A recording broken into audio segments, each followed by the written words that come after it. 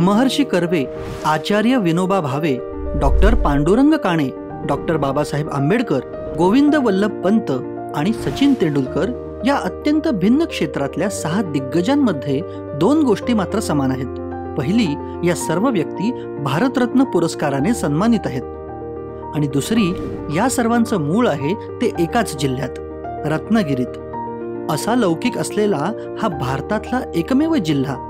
याशिवाय लोकमान्य टिळक, कवी केशवसूत, साने गुरुजी अशा प्रतिभावंतांची पुण्याई रत्नागिरीच्या पाठीशी आहे. इथल्या लाल मातीत पिकणाऱ्या आंबा, कोकम आणि काजूसह मासेमारी व निसर्ग पर्यटनामुळे रत्नागिरी सक्षम आहे. गेल्या 2-2.5 वर्षांपासून रत्नागिरी जिल्ह्यात शासनातर्फे अनेक विकास कामंही सुरू आहेत.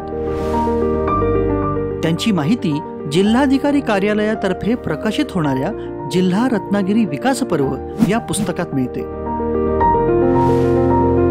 माननीय मुख्यमंत्री श्री एकनाथ शिंदे, माननीय उपमुख्यमंत्री श्री देवेंद्र फडणवीस, माननीय उपमुख्यमंत्री श्री अजित पवार यांच्या मार्गदर्शनात माननीय उद्योग मंत्री व जिल्ह्याचे पालकमंत्री श्री उदय सामंत यांच्या धडाकेबाज कार्यशैलीतून जिल्ह्याचा विकास शीघ्रगतीनं होतोय.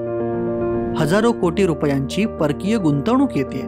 विमानतळ विकास, रेल्वे स्थानक सुशोभीकरण आणि रस्ते मजबूतीकरण होतंय. वैद्यकीय सुविधा, आरोग्य योजनांचा लाभ मिळतोय. देशातला पहिला 3D मल्टीमीडिया शो, तारांगण, उद्यानांचं सुशोभीकरण यांमुळे जिल्हा सुंदर होतोय. गोळपमध्ये 19 लाख युनिट वीज निर्मितीचा सौर ऊर्जा प्रकल्प उभा झालाय. जिल्हा परिषद शाळांच्या निवडक विद्यार्थ्यांना नासा आणि इस्रोची भेट घडवली जाते. महिला सक्षमीकरणाच्या योजनांची अंमलबजावणी होते. पोलीस अधीक्षक कार्यालय, कंट्रोल रूम व सायबर पोलीस ठाणं निर्माण होतंय. या सर्वांचं ड्रोन चित्रीकरण असलेलं हे पुस्तक म्हणूनच संग्राह्य झालंय. जिल्ह्याच्या विकास प्रक्रियेचा अधिकृत दस्तावेज म्हणून जिल्हा रत्नागिरी विकास पर्व हे पुस्तक निश्चितच उपयुक्त ठरेल.